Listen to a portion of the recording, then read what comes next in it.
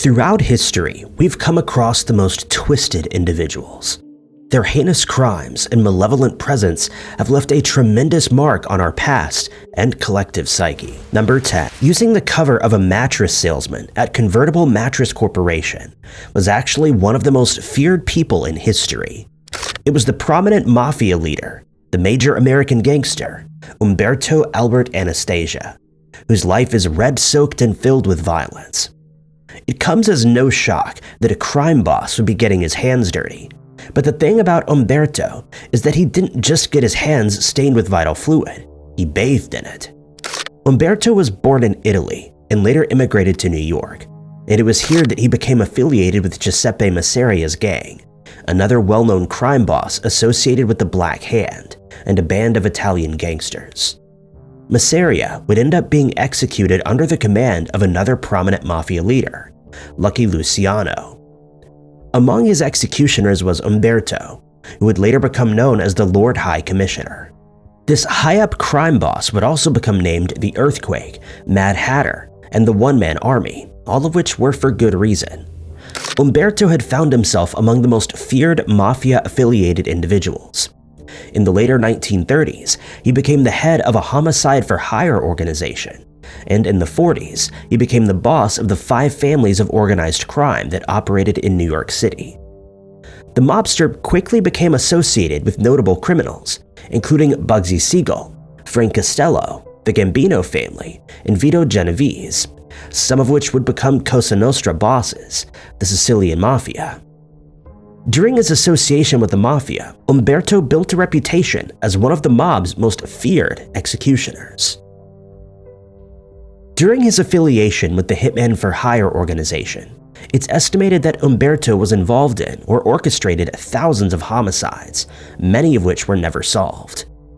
It was for his leadership of this criminal organization that Umberto would become named the Mad Hatter.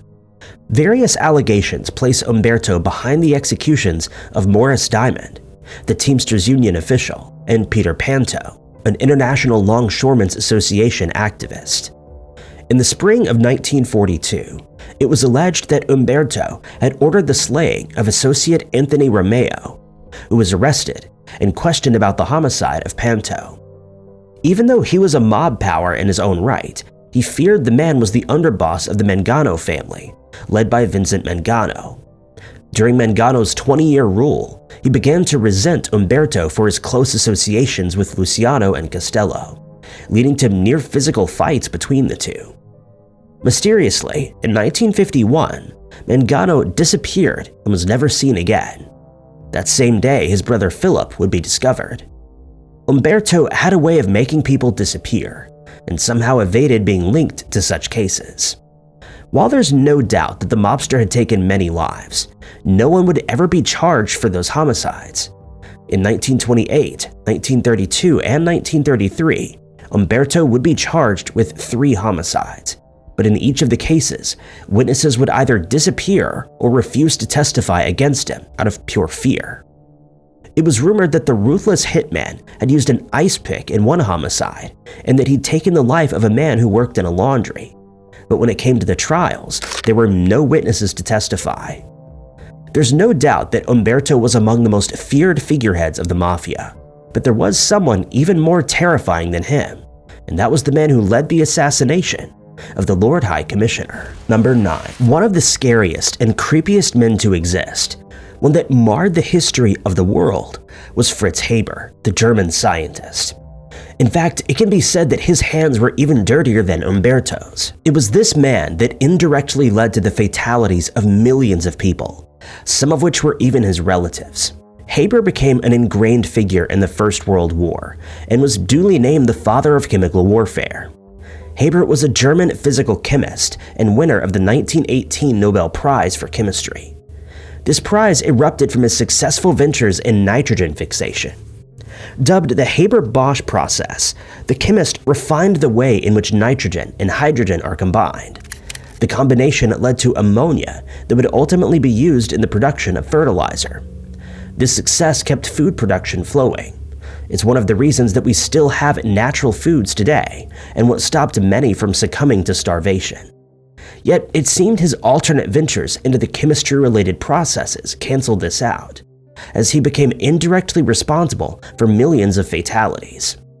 As the First World War approached, the chemist found himself working for the Kaiser's Research Institute and exhibited desperation to prove his patriotism. The desperation bled into devotion, as Haber would dedicate much of his resources to meeting the demands of Germany, demands that included chemical products and synthetic substitutes. Haber's ammonia synthesis, coupled with Wilhelm Oswald's oxidation of ammonia to nitric acid, led to explosives for modern warfare beginning to emerge. Haber and the Germans began to experiment with chlorine gas, which he suggested would shorten the war. It didn't take long for the trains, bursting with Haber-based explosives, to chug to the front, only lengthening the suffering of Europe and prolonging the war. The first of the attacks using such methods took place in 1915. This event authorized the release of 400 tons of chlorine gas, all of which were under the directives of Haber. The gas clouds swept over the Allied troops. After having been promoted to captain in the German army, Haber's wife would pass away, but he was unmoved and continued to lead the war with chemicals. Fear began to settle over the chemist, who worried about being arrested as a war criminal for his poison gas research. But he would strive patriotically. He would be awarded the Nobel Prize in 1918, which British, French, and US diplomats refused to attend. With the development of Haber's Zyklon B, casualties began to pile up. Among the bodies were the chemist's own family, including the children of his sisters and cousins. Number 8. While Umberto Anastasia was among the most feared mob bosses, there was someone even more terrifying than him in the organized crime scene, and that was the man who ordered his assassination. Carlo Gambino was the boss of bosses. His friendly smile and calm demeanor made him the least suspected criminal. No one could have guessed the violence that unfolded behind his kind charade. He would stick to the shadows in the underworld and appear as an unassuming man. He was careful in the way that he would present himself, hoping that he didn't fall under the watchful eyes of the FBI. Gambino was born in Sicily and immigrated to the United States in 1921 as a stowaway on a ship. Once he settled in Brooklyn, he became a gang member under Joe the Boss Masseria, Salvador Maranzano, Philip and Vincent Mangano, and finally Umberto Anastasia in 1951. Working as the underboss of Umberto, though, brought many things to Gambino's attention. He viewed the feared mobster as paranoid, an aspect that may not bode well for the underground communities. So it was decided, among the scariest of all mobsters, Umberto was to be assassinated. While he was one that could shake anyone with terror, Gambino was not one of them.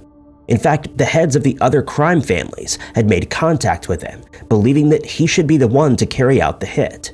And so, on the 25th of October, 1957, under the agreement of Vito Genovese, Gambino headed to the barbershop of Park Sheraton Hotel and opened fire on the Mafia boss.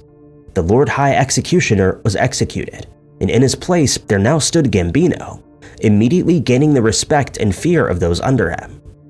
He would ultimately become the head of the 5 families of organized crime in New York. He also had major interests in Brooklyn and was revered as the boss of the United States National Crime Syndicate. Gambino's criminal savvy and intimidating demeanor made him feared within the American Mafia, as well as outside of the organized crime scene. The figurehead found himself linking arms with other leading Mafia bosses. He was so strategic in his dealings with the mob that he managed to stay a free man throughout his criminal career, aside from a 22-month-long jail time for tax evasion in 1937. Despite Gambino's superhuman self-control, many knew that he was one not to be trifled with, and very few made that unfortunate mistake. Among them was one Mafia associate named Dominique Sciallo. One evening, he made the error of insulting Gambino at a restaurant after becoming intoxicated. The Mafia boss didn't say a word to the associate, but shortly after, his body would be discovered buried in cement. As the years passed by, so did Gambino's age. No one had dared to end his rule or even attempt to assassinate him, but in his old age he was diagnosed with heart disease, and soon his health began to fail him. Despite this, he continued to head the family until his heart attack in 1976. Nicknamed the Godfather, Gambino would be one of very few mobsters or mafia bosses to succumb to natural causes in their own homes. Number 7. Standing as history's ultimate barbarian was Attila the Hun, also known as the Scourge of God. He was born to shake the nations and was feared by all. The 5th century saw him as a leader of an ancient nomadic people, the Huns, as well as the king of the Hunnic Empire. Being a ruler, though, wasn't what this figure would become known for. The name Attila would become synonymous with the term crime lord. Extorting money from his enemies wasn't the only thing that made him notable. It was really his ruthlessness that allowed him to exceed any Mafia Don successor in later years. Since Attila didn't document his life in any surviving writings, we must rely on the accounts of his bitter enemies, the Romans. According to historical accounts, the Huns had been migrating toward the Roman Empire since the 4th century. When Attila was born, he would be taught the ways of the nomadic people. As soon as he could walk, he'd be taught how to ride horses, and from there he was trained in archery. The Huns were renowned for their accuracy in archery from horseback amid battle. Following the passing of the then king, Attila took his place alongside his brother Bleda, who would later meet his demise with the possibility of Attila's involvement. Upon claiming the throne, the ruler would become one of the most notorious leaders. While battling the Romans, Attila would arrange the most violent pillaging of villages known to man. Often, he would leave no survivors. It became apparent that this warlord enjoyed being touted as a figure who should be feared and would do anything he could to make sure that he would remain as such. Attila was such a frightening entity that ancient artists would depict him as an unsightly creature that bore devil horns and a goatish beard. Described as war-addicted, this Hun leader would inaugurate fatal battles whenever he could. Being an illiterate barbarian, Attila could never contemplate a settled life. His answer to this conundrum would be more war. Then came his horrible and mysterious demise. For decades, Attila was able to evade fatal wounds during every single one of his terrifying battles. Later into his rule, he was planning for another attack on the Eastern Roman Empire under the rulership of Marcian. But he'd also snatched up a maiden who he would soon marry. After a lavish feast and drinking late into the night, the newlyweds retired to their chambers. The following morning, though, the king failed to appear. When guards entered the chamber, they found that Attila was no longer alive, and his new bride was found weeping at his side. No obvious wounds would be seen, and he seemingly suffered a nosebleed that led to him choking on his own vital fluid. Number 6. In the basement of Wakefield Prison, in a solitary cell behind 17 doors, is the most dangerous man in the United Kingdom, Robert Maudsley. In 1961, in Liverpool, London, a young, traumatized boy and his 3 siblings stood outside the Nazareth House, an orphanage, waiting to go home. But home wasn't a place of peace and comfort, but rather it was riddled with violence. Maudsley was often the biggest target. Aside from being beaten, he would also be confined to his room for 6 months at a time. After deciding that enough was enough, the now teenage Maudsley moved away. But this move didn't do him any good, and he found himself immersed in the narcotics scene and with deteriorating mental health. At one point, he would admit to his healthcare professional that he was hearing voices. Those voices were telling him to take the lives of his parents, but he never did that. Maudsley would later state that if he'd ended the lives of his parents back in 1970, then he may not be considered the most dangerous man. The people whose lives he took would still be alive. What Maudsley meant by this statement would make more sense in 1974. A man named John Farrell had solicited Maudsley's services in Wood Green, but during the visit to the man's house, he would find something alarming. According to him, John had been committing a truly horrendous crime. It was a crime that was enough to flip a switch in Maudsley's brain, and after this, there was no going back. He attacked John until he stopped breathing, and instead of running, he headed straight to the police department and turned himself in. Here, he confessed to the homicide and asked to be admitted to psychiatric care. For 3 years, Maudsley would live in peace until another patient at the Broadmoor Hospital crossed him. David Francis was a patient at the facility too, but his crime would again awaken the lurking beast inside of Maudsley. He and another patient, David Cheeseman, had taken matters into their own hands. They cornered Francis and tortured him slowly for 9 hours until he was no longer alive. This crime committed by Maudsley would mark the end of his stay in psychiatric care. For his hand in the homicide of David Francis, Maudsley was convicted of manslaughter and was transferred to Wakefield Prison.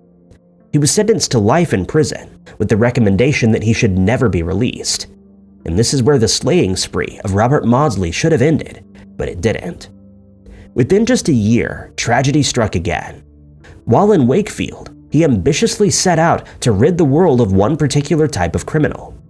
This time, though, he broadened his scale, and instead of aiming for 1 life, he aimed for 7, right there in prison. His first target out of the 7 was Salney Darwood, who initially seemed to be Maudsley's friend. Darwood had been giving him French lessons, but Maudsley was only biding his time. One day, he launched a vicious attack on him. He hid the man's body beneath his bed and continued with the spree, seemingly undisturbed. With the inmate stashed beneath his bed, Maudsley began trying to lure other inmates to his cell, inmates that were also on his list. But most of them sensed that something was wrong and never followed him to the cell. Realizing that it was getting increasingly more difficult to successfully take the lives of his intended targets, Maudsley left the confines of his cell and set out on the hunt. He lurked around in the wing and discovered his next target. It was William Roberts, asleep in his cell. As soon as he spotted him, Maudsley pounced, making use of a shank to repeatedly wound the inmate. After this, a terrifyingly calm and collected Maudsley walked over to the prison guard, handed him the shank, and told him that during the next roll call, he'd be 2 prisoners short. This confession was shocking for both the prison and the country. It was twice that he'd struck right under the noses of the administration, and managed to do so without being caught. It became clear very quickly that this was no ordinary criminal. Matters were only made worse when the media began to circulate the story, citing false claims that Maudsley had consumed parts of his victims. This rumor was enough to earn the prisoner a new nickname, Hannibal the Cannibal. Concern for the other inmates rose. Maudsley had successfully carried out violent attacks on 2 prisoners without being noticed. He couldn't be left to mingle with the other inmates. The Wakefield prison then built a cell buried in the basement. It was made of glass and metal bars. Robert Maudsley, the most dangerous and scariest prisoner in the UK system, was placed in solitary confinement where he would be constantly monitored by 4 prison officers at all times, never to be released. Number 5. José Manuel Rodríguez Delgado was a Spanish-born scientist who worked at Yale University as a professor of neurophysiology. He received a Doctor of Medicine degree before the outbreak of the Spanish Civil War, and during the war, he served as a medical corpsman.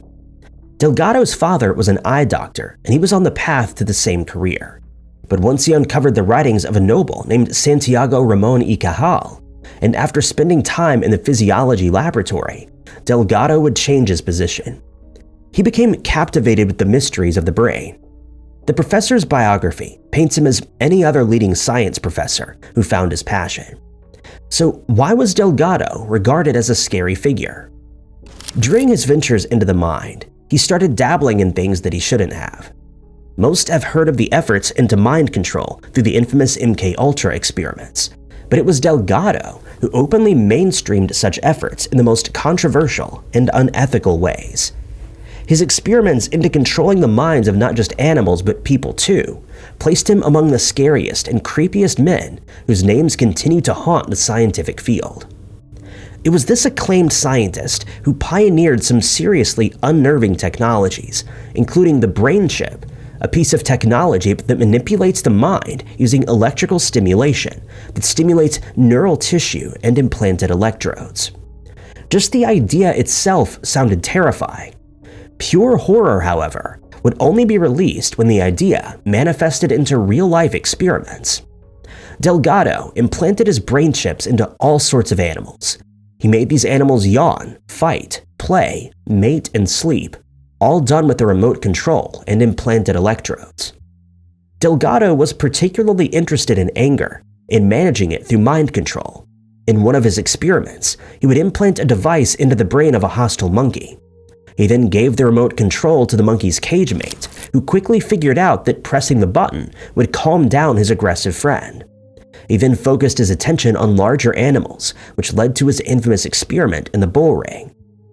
In 1963, Delgado went to Spain and climbed into the bull ring, exhibiting no fear. He wore a sweater and tie and clutched a metal box. Then the bull was brought in. Delgado appeared confident in his experiments and mind control device and began taunting the bull. It turned and faced him before charging. The professor only took a few steps back and then pressed a button on the box, sending out a radio signal to the receiver implanted in the bull's brain. It halted mid-stride, turned away, and all hints of aggression evaporated. Amid these experiments into mind and behavioral control, the professor insisted that his devices couldn't produce specific thoughts, direct aggression toward a target, or impel the subjects to perform certain tasks. He maintained that he had a moral duty for his experiments to not be put to poor use. When word got around that the professor was setting the stage for mind control, he was met with protest. Even though he maintained that the newfound technique wouldn't be put to poor use, there was concern found in the narrative that one would be able to control another's mind with a simple click of a button. Delgado's research remains eerily significant.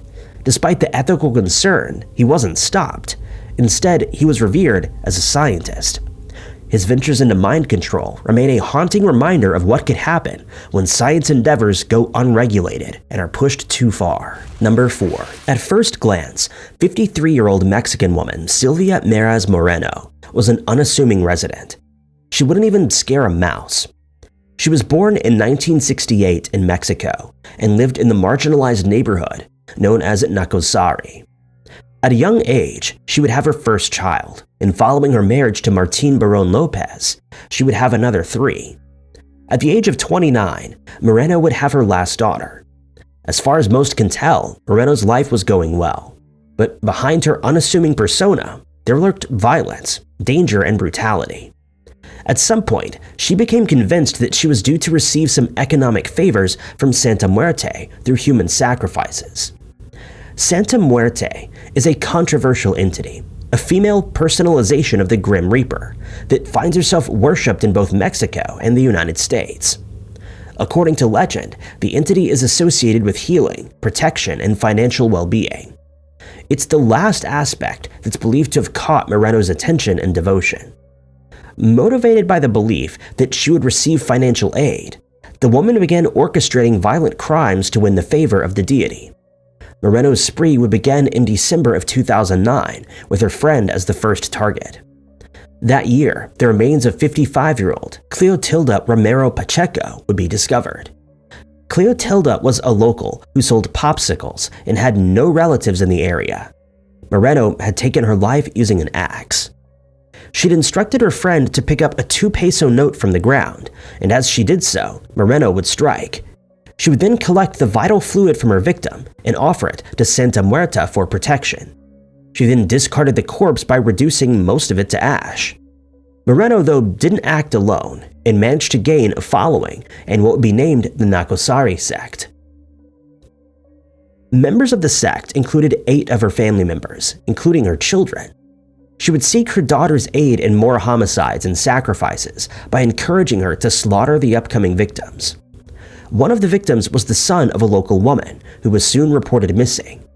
Initially, investigators believed that he was abducted by a human trafficking network, but instead found themselves on the doorstep of a human slaughtering sect. It was alleged that some victims were still alive when their vital fluid was collected. The police eventually caught up to them and arrested Moreno and the other 7 sect members involved.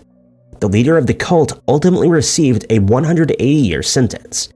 6 of the members received 60 years, and the youngest of the Santa Muerta worshippers would be sent to a detention center. Number 3. When the words executioner, homicidal maniac, and manslayer come to mind, we often think of the most notorious individuals: Ted Bundy, John Wayne Gacy, Jeffrey Dahmer, Jack the Ripper, the Zodiac, Elizabeth Bathory, and H.H. Holmes. But before all of these modern-day multi-slayers, there had to be a first. The act of slaughtering fellow humans has been around for a long time, but hasn't always taken the modern-day form.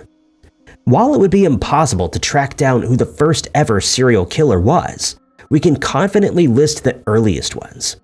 Among them was Liu Pengli, who holds the earliest and most detailed accounts of early slayers. The name Liu Pengli may not be a household name, but he was born into the Western Han Dynasty in 144 BC.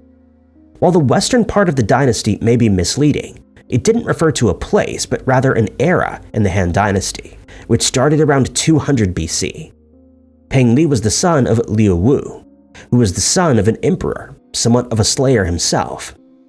Liu Wu was responsible for the assassination of a royal minister, but this one barbaric act couldn't compare to the violence that his son would later unleash. According to the records of the Grand Historian, Pengli would become the king of Zhejiang in 144 BC, although he's often referred to as the Han Prince of Zhejiang.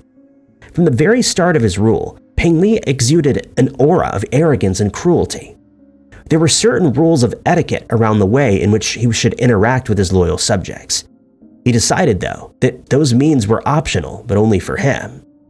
In the evenings, he would act on a random whim of pure violence. When the urge struck him to be cruel, that's exactly what he did. These evening endeavors saw him band a bunch of slaves and fugitives together and lead them to villages. Here, he would wreak absolute havoc in his own kingdom over the very people that he ruled. He would raid their homes in the midst of darkness, looting what he could and dragging unsuspecting townspeople from their sleeping quarters.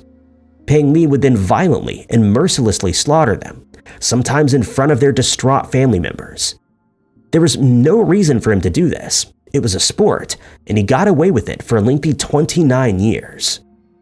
Pengli and his band of marauders marked a well-known point in Chinese history. Villagers became so frightened that they stopped leaving their homes at night. But staying indoors was not enough. Each evening, they would be forced to brace themselves for the possibility of an attack from Pengli and his ruthless slave warriors. For years, the bodies would pile up, counting more than 100 fatalities under the reign of the Han Prince. But even this unrelenting tyrant would see his end. The brave son of one of Pengli's victims sent a message to the emperor, Pengli's uncle. He explained that his nephew had been ruthlessly slaughtering the townspeople for years. The prince's actions were just too egregious to ignore.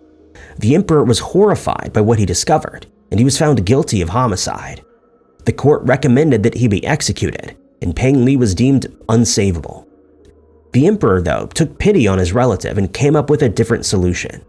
He stripped the prince of his status and dropped him in the Shandong province, where he would disappear.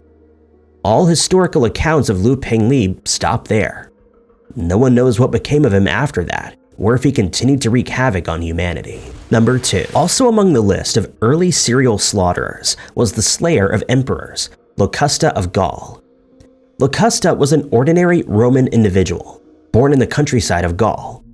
In her homeland, it's believed that she would gain some extensive knowledge of potions and concoctions, such as knowledge to rise to real power in Rome. It was this potions maker who would become the first confirmed female serial slayer, who unleashed a secretive reign of terror. Using her extensive knowledge of general concoctions and plant potions, she would become the main poisoner of ancient Rome.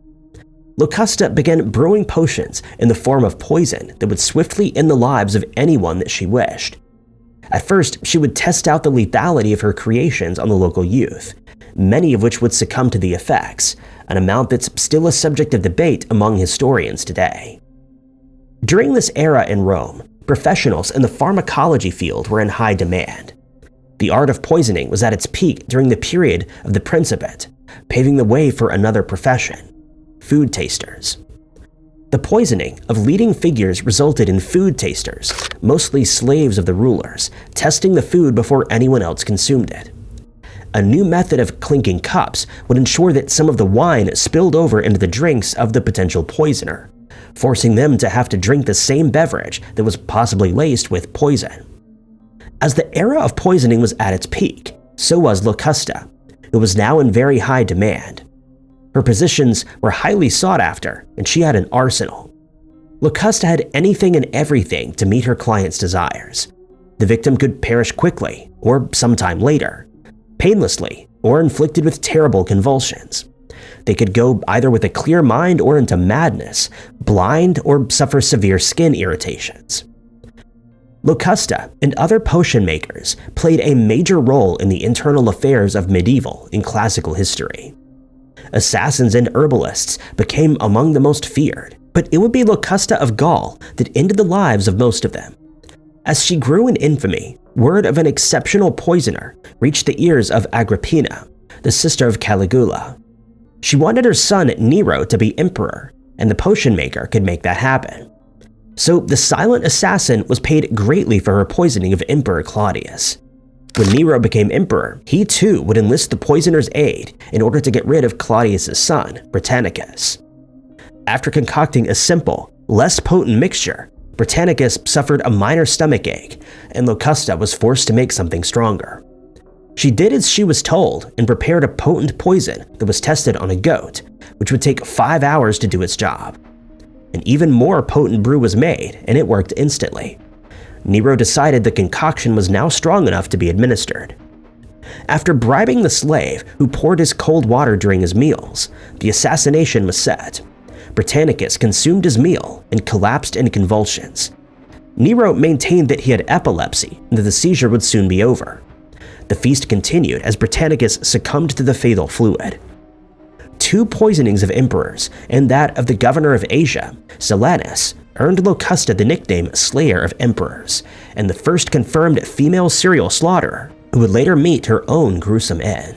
Number 1. During the 1780s, biologist Luigi Galvani performed several experiments that involved electric charges in frogs. It was found that the charge applied to the spine of a frog would generate muscle spasms. Further experiments confirmed the muscle twitching effect, leading to Galvani becoming convinced that he was seeing the effect of animal electricity, an alleged life force that exists within the muscles of the frog. It comes as no shock that his nephew would also become obsessed with electrocuting animals and conclude some outlandish explanation. Galvani's nephew was Giovanni Aldini, who became a professor of physics at Bologna in 1798. Aldini's scientific work focused chiefly on galvanism and its medical applications, the construction and illumination of lighthouses, and experiments with preserving human life from destruction by fire. Aldini was one of Galvani's greatest supporters. He even helped organize a society in Bologna that would foster the practices of galvanism. Aldini became so fascinated with the effects that his uncle discovered that he somehow managed to convince the authorities to donate the bodies of executed criminals to him. The bodies would allow him to study the idea of galvanism further. When Aldini was a dedicated scientist, he was also a showman and would carry out his experiments in the most theatrical way possible. In an open area, a crowd would gather around the man who was surrounded by the severed heads of cows, dogs, horses, and people. He would then swab his subjects' ears with salt water and attach a metal wire to each ear. Those wires would then be attached to a battery, and almost immediately, the facial features would contract. Sometimes it was the uncontrollable fluttering of eyelids, the chattering of teeth, or even an ominous grimace. It was these motions that would instill horror in the onlookers. It wasn't the expressions that uneased them, but the fact that the heads weren't attached to a body. It was as though the severed features were reanimating, which is what most believed, including Aldini. While bodiless heads were common in his shows, he also made use of full specimens. The most famous of such performances took place in 1803. A criminal named George Foster was to be executed, and his body was dedicated to anatomical dissection. Before a large crowd of doctors and spectators, Aldini set to work. He generated his electric current through the forerunner of the modern battery, known as the voltaic pile. The arrangement made use of silver plates, salt, and sulfuric acid, which would generate a flow of current. He connected metal rods to the pile and began prodding Foster's limp body. When it was attached to his ear, Foster's mouth would quiver and his eyes opened. When moving the prod to other areas, various other actions would result. At one stage, Foster's body went into convulsions and his arms flew into the air. It was as though the deceased man was on the verge of standing up. Aldini continued to carry out these grisly demonstrations and even tested them on a cat who regained his pulse momentarily. But Aldini wasn't just conducting these experiments for fun. He was trying to prove that it was possible to revive life even hours after the subjects had taken their last breaths. In modern times, these frightening experiments led to Aldini being named the real-life Dr. Frankenstein. Aldini's face and what he did still haunt the scientific community today. His efforts in reanimating the deceased are among the scariest historical accounts in the science field. Thank you guys so much for watching. If you liked this video, be sure to hit that like button. Also, don't forget to subscribe and click that notification bell to keep up to date with all of our future uploads. But my name is Ty Knotts, and I'll catch you guys in the next video.